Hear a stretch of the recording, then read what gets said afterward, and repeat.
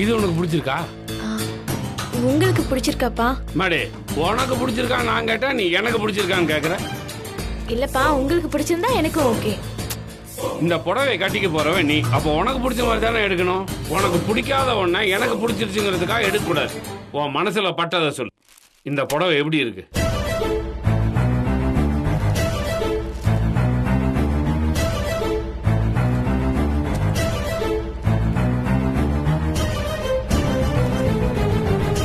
Madam, இது உங்களுக்கு ரொம்ப சூப்பரா இருக்கு மேடம். விளக்கமாருக்கு பட்டு கொஞ்சம் கட்டின மாதிரி இருக்கு. இது நல்லா இருக்குப்பா. ரொம்ப அழகா இருக்குமா. இது வரைக்கும் பார்த்ததுலயே இதுதான் ரொம்ப நல்லா இருக்கு. இதே எடுத்துக்கோ. இல்லப்பா, இது எனக்கு வேண்டாம். ஏமா, இது புடிச்சு போச்சுன்னு சொல்லி தானே மேல வச்சு ஆசையா பார்த்த. இப்ப ஏன் வேணாங்கிற? வேணானா விட்டுருங்கப்பா. நம்ம வேற பார்க்கலாம். சார், இதோட விலைய பார்த்துதான் மேடம் வேண்டான்னு சொல்றாங்க போல இருக்கு. விலை எவ்வளவுமா? 40,000 ரூபாய் சார். 40,000 ரூபாய் ஒரு விலையாம்மா? அம்மா, பணத்தை பத்தி பார்க்க கூடாது நான் சொல்லியிருக்கேன்ல. இல்லப்பா, எனக்கு மனசு கேட்கல. கல்யாண மாதிரி விசேஷங்களுக்கு தான் நான் இதை கட்ட போறேன். அதுக்கு போய் ஏன்பா இவ்ளோ பெரிய அமௌண்ட் செலவு பண்ணணும்? நான் வேற ஏதாவது எடுத்துக்கிறேன்ப்பா. இந்த பாருமா, விசேஷத்துக்கு கட்ட புடவைன்னு ஸ்பெஷலா இருக்கலாம். அதுக்காக தாமா இந்த ரேட்டு. நீ விலைய பத்தியோ அடிக்கடி இதை கட்டுவோமா மாட்டோமான்றத பத்தி எல்லாம் யோசிக்க கூடாது. உனக்கு இது பிடிச்சிருக்குல்ல, அதுக்கு மட்டும் பதில் சொல்லு. பிடிச்சிருக்குப்பா, ஆனா 40,000ங்கிறது ரொம்ப அதிகம்ப்பா. இதுவே எனக்கு கம்மிமா. என் பொண்ணுக்காக 40,000, அதுக்கு மேலேயும் நான் செலவு பண்ணுவேன். அதுதான் என் சந்தோஷம். நீ சும்மா விலை அதிகம்லாம் புலம்பிட்டு இருக்காத. அம்மா, இதை நீ பேக் பண்ணுமா. Okay sir. பாரு, என் ஆசைக்கு பட்டு புடவை எடுத்தாச்சு. இனிமே உனக்கு தேவையானது எது வேணா நீ எடுத்துக்கோ. நான் கூடவே இருக்கேன். காசை பத்தி நீ கவலைப்படக்கூடாது. உன் விருப்பம் தான் எனக்கு முக்கியம். புரியுதா? சரிப்பா, நீங்களும் வாங்கப்பா. நான் வராம எப்படிமா? வா, உனக்கு என்னெல்லாம் வேணுமோ அத்தனையும் எடுத்துக்க. சரியா? வா. மயிலு, அந்த பேக் யார் எடுப்பா? என்ன பாக்குற, எடுத்துட்டு வா. வாங்க சார். சுடிதார்ஸ் காட்டுங்கம்மா.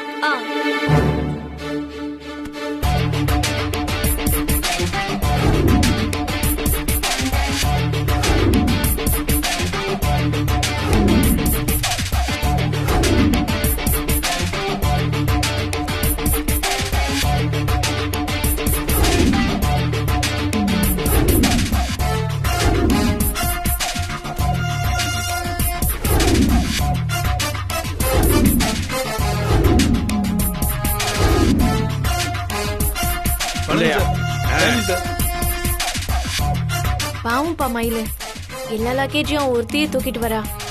பார்க்கவே கஷ்டமா இருக்கு. நான் வேணா 2 பையன் வாங்கிட்டு வா. உனக்கேமா அந்த தலையெழுத்து? என் பொண்ணு இப்படிதான் ஃப்ரீயா கை வீசிட்டு வரணும். லக்கேஜ் சுமக்கிற வேலைக்காக தானே இவ்வளவு கூப்பிட்டு வந்தோம். இவளே எல்லாத்தையும் தூக்கிட்டு வரட்டும். அதுவும் இல்லாம இவ மேலாம் நீ ரொம்ப பரிதாபப்படாதம்மா. நீ நானும் பாத்திரக்கூடாது, ஒண்ணு சேர்ந்துடக்கூடாதுன்னு இவ எத்தனை தில்லுமுள்ளு வேலை காட்டினா தெரியுமா? பொண்ணையும் அப்பனையும் பிரிச்சு வச்ச பாவத்துக்கு இதுதான் தண்டனை. இவ இதை அனுபவிச்சு தான் ஆகணும்.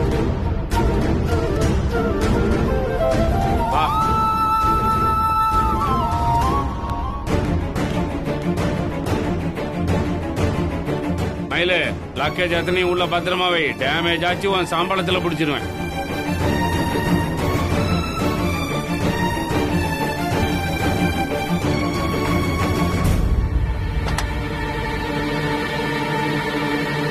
இனி 1 வருஷத்துக்கு நான் ட்ரெஸ் பர்ச்சேஸ் பத்தி எல்லாம் யோசிக்கவே வேண்டாம்ப்பா. அந்த அளவுக்கு எக்கச்சக்கமா வாங்கி கொடுத்திருக்கீங்க. ரொம்ப தேங்க்ஸ்ப்பா. என்னம்மா நீ அப்பாவுக்கு போய் தேங்க்ஸ் எல்லாம் சொல்லிக்கிட்டு? எல்லா ட்ரெஸ்ஸும் உண்மையாவே உனக்கு திருப்தி தானே? ஆமாப்பா, ஒவ்வொரு ட்ரெஸ்ஸையும் எனக்கு பிடிச்சுதான் எடுத்தேன். அதாம்மா எனக்கு வேணும். இதோட எல்லாம் முடிஞ்சிருச்சு நினைச்சிடாதம்மா. நான் இன்னும் உனக்கு செய்ய வேண்டியது நிறைய இருக்கு. நேரம் வரும்போது அப்பா கண்டிப்பா செய்வோம்.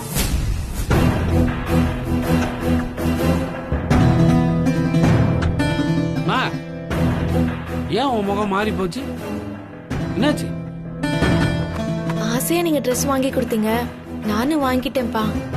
ஆனா இந்த ட்ரெஸ் எல்லாம் ஏதுன்னு அம்மா கேட்டா நான் என்னப்பா சொல்றது? ஓ ஆமால, நானும் அவளை பத்தி யோசிக்கவே இல்லம்மா.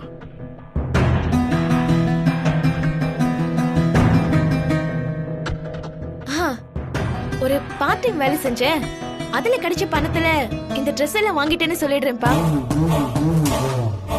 சூப்பர்மா, சூப்பர். அப்படியே சொல்லு. கரெக்ட்.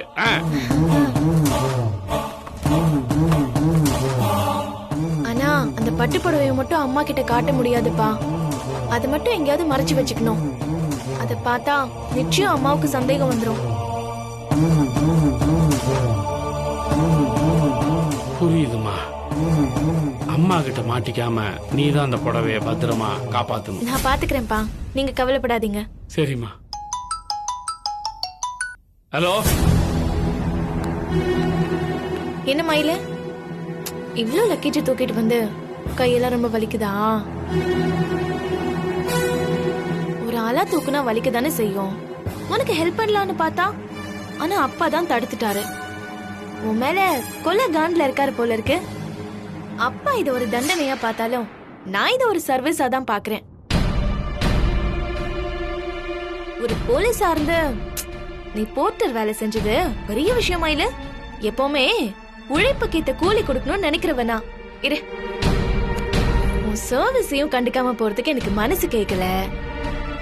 நீ செஞ்ச சேவைக்கு அட்லீஸ்ட் ஒரு 200 ரூபாயாவது கொடுக்கணும். ஆனா இப்ப என்கிட்ட 50 ரூபாய் தான் இருக்கு. இது வச்சுக்கோ, டீ பன்னு ஏதாவது வாங்கி சாப்பிடு.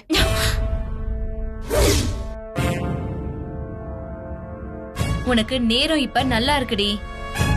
அதான் உனக்கு சாதகமாவே எல்லாம் நடந்துட்டு இருக்கு. இது அப்படியே தலைகீழ மாறும்.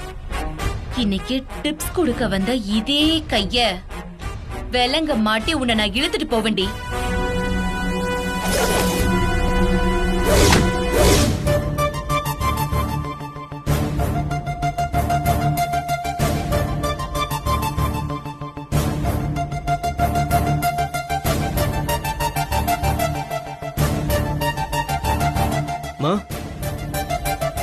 மா, என்னாச்சுமா?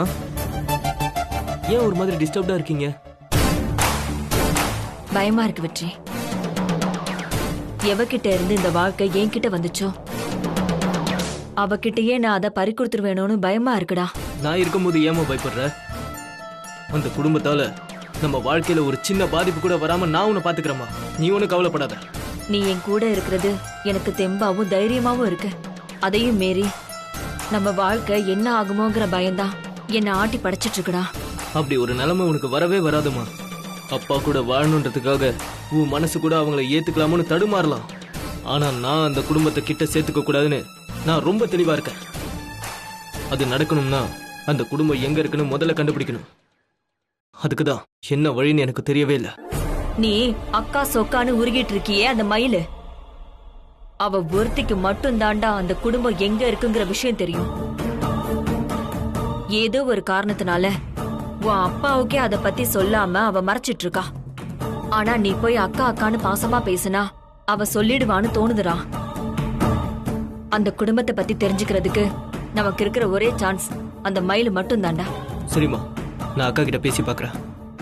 அவங்கள பத்தி தகவல் கிடைச்சிட்டா போதும், அடுத்த நாளே அவங்கள இந்த ஊரை விட்டு விரட்டி காட்டுறேன். உனக்கு அந்த வேலை வேணா வெற்றி. அந்த குடும்பம் இருக்கிற இடத்த மட்டும் நீ சொன்னா போதும்.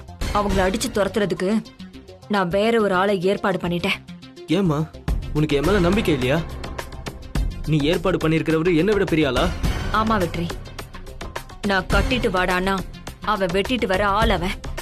எனக்கு ஒரு பிரச்சனைனா உன் அப்பாவை விட உன்னை விட அவன் தான் முதல் ஆளா ஓடி வருவான். அதுவும் என் வாழ்க்கையில ஒரு சிக்கல்னா அவனால பொறுத்துக்கவே முடியாது. என் பிரச்சனையை தீர்க்க ஒரு உசுரை எடுக்கிறதா இருந்தாலும் சரி, தான் உசுரை கொடுக்கறதா இருந்தாலும் சரி, அவன் என்ன வேணாலும் செய்ய தயாரா இருப்பான். யாருமா அவரு? காசி.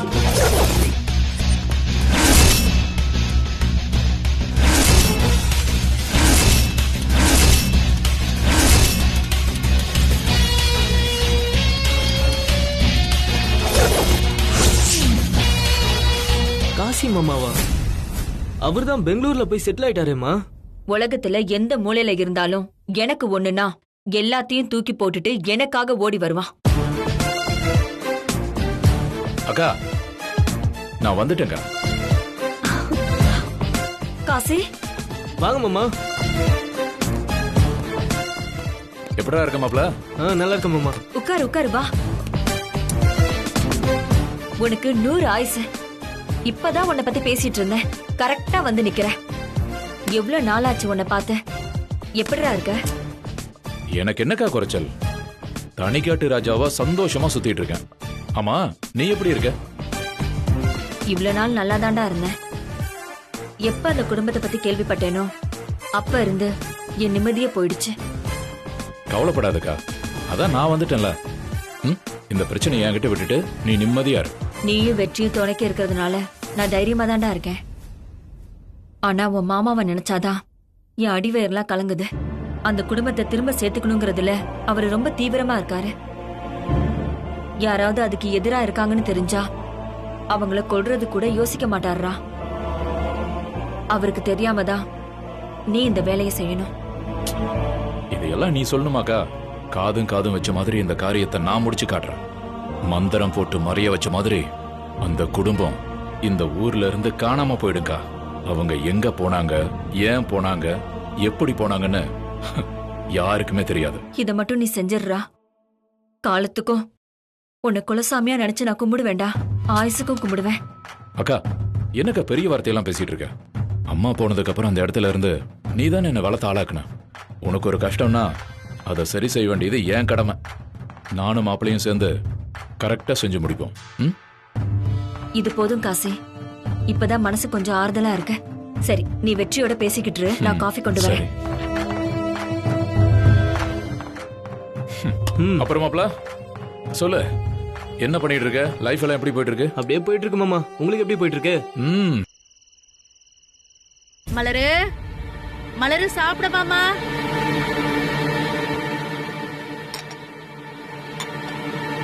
உட்காரு. மயிலங்க தெரியலம்மா. ரூம்ல தான் இருப்பான்னு நினைக்கிறேன். அவளையும் சாப்பிட கூப்பிட்டுருக்கலாம்ல. அவ என்ன சின்ன குழந்தையா?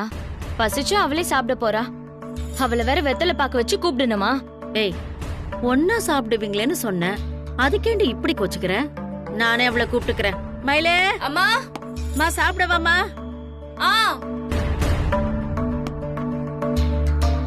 உட்காருடி. சரிம்மா.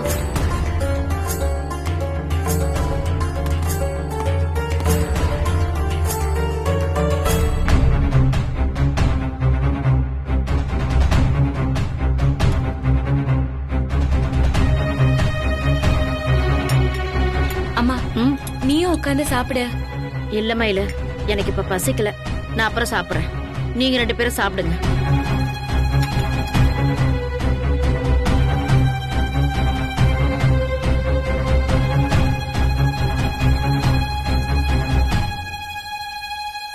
அக்கா, அந்த ஊறுகாய் எடுத்து கொடுக்கா. உன் கை கட்டுற தூரத்துல தானே இருக்கு. நீயே எடுத்துக்க மாட்டியா?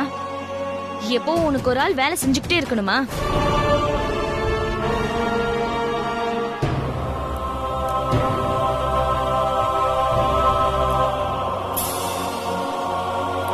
ஏண்டி, உனக்கு என்ன ஆச்சு?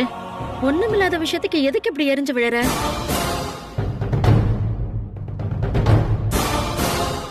மயிலு, நீயாவது சொல்லுமா, உனக்கும் மலருக்கு இப்ப என்ன சண்டை? பிரச்சனையா? அப்படியெல்லாம் ஒண்ணும் இல்லம்மா. எனக்கும் அக்காக்கும் நடுவுல என்னம்மா பிரச்சனை வரப்போகுது? போய் சொல்லாத. நான் உங்க 2 பேரையும் கவனிச்சுக்கிட்டு தான் இருக்கேன். நீங்க 2 பேரும் சகஜமாவே இல்ல. இவ ஏதோ உன்னை வேண்டாத மாதிரி முறைக்கிறதும், நீ ஏதோ தப்பு பண்ணிட்டு மாட்டிக்கிட்ட மாதிரி முழிக்கிறதும். உங்களுக்குள்ள என்ன நடக்குதுன்னு எனக்கு புரியலமா. வழக்கமா மலருக்கும் கயலுக்கும் தான் முட்டிக்கும். இல்லனா நீயும் கயலும் வாக்குவாதம் பண்ணிப்பீங்க. ஆனா நீயும் மலரும் சண்டை போட்டு நான் பார்த்ததே இல்ல. இவ்ளோ காலத்துக்கு அப்புறம் இப்ப உங்களுக்குள்ள என்ன சண்டை வந்துச்சு? நம்ம நம்பிக்கையை காப்பாத்தணும். நம்ம எதிர்பார்த்த மாதிரி நடந்துக்காம இவ இஷ்டத்துக்கு ஆடினானா கோவம் வரதானம்மா செய்யும். அப்படி என்னடி இவ இஷ்டத்துக்கு ஆடினா?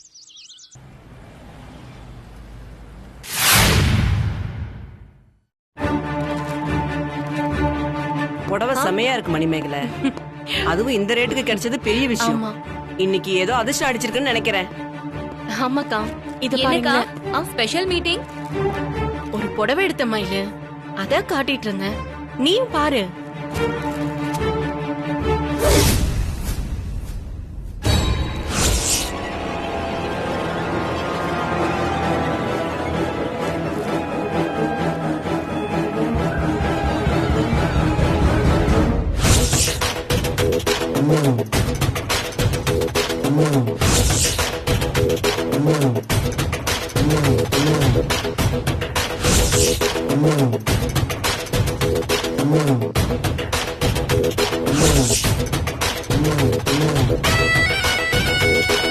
இதே புடவையை தானே அப்பா மகாவுக்கு எடுத்து கொடுத்தாரு.